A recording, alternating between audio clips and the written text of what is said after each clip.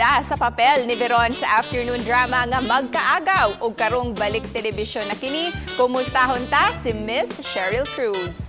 Mayong buntag, Miss Sheryl! Welcome back sa GMA Regional TV Live. Sa iyo, Cecil, at sa lahat ng ating mga viewers dito sa Kapuso GMA Regional TV, maayong buntag and happy 2021 sa inyong lahat dyan. Happy 2021, Miss Sheryl. Kumusta na po kayo so far? How do you find your first month of this year? Well, getting used to our new normal kasi nga, iba na ang new normal natin tulad ng sinasabi ko sa ibang mga nakakausap ko, and it takes getting used to, no? So it takes a while to get used to, lalo na yung mga routine mo na medyo nabago, pero still thankful because I'm still breathing, I'm still healthy, and actually that's all I need. Balik ere na ang Magkaagaw. How happy are you, Miss Sheryl, that somehow bumabangon muli ang industriya nyo sa show business at nakapag-taping na kayo for Magkaagaw?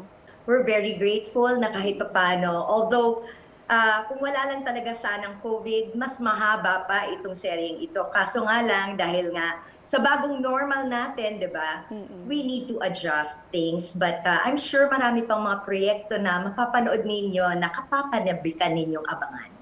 Yes, and talking about kapapanabik, very intriguing yung mga teasers nyo, yung hot tub scene nyo with your co-star Jeric Gonzalez. How was it, the whole experience?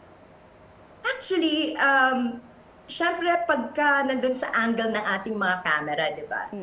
Parang ang makikita lang talaga ng viewers ay kami lang na gumaganap sa aming mga characters. Pero ang totoo nun, marami kami because our production staff are there. So I'm grateful to have production people, a director like Direk Hill, and castmates such as Jerry, Clea, and Sunshine, na talagang they give their best.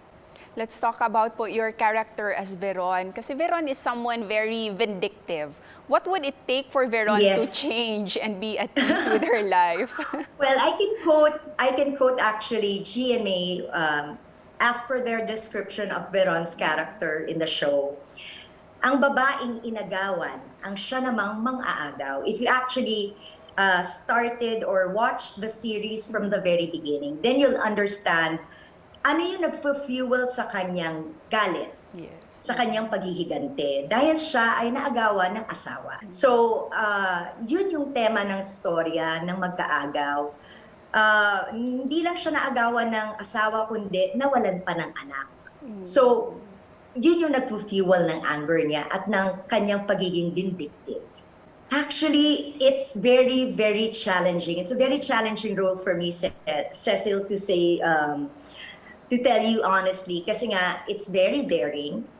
This is the first time I ever played a character na very daring, very sensual, tapos having a relationship with a younger married man, plus with all the love scenes that we have, hindi lang yung pinaka-dramatic scenes or essence ng buong show na serye, kundi applying everything you know as an actress with all your experiences in the past and then changing or evolving into a different character naman to actually present to the audience. You mentioned earlier that your character, Veron, is someone daring, sensual, very vindictive sa story na ito.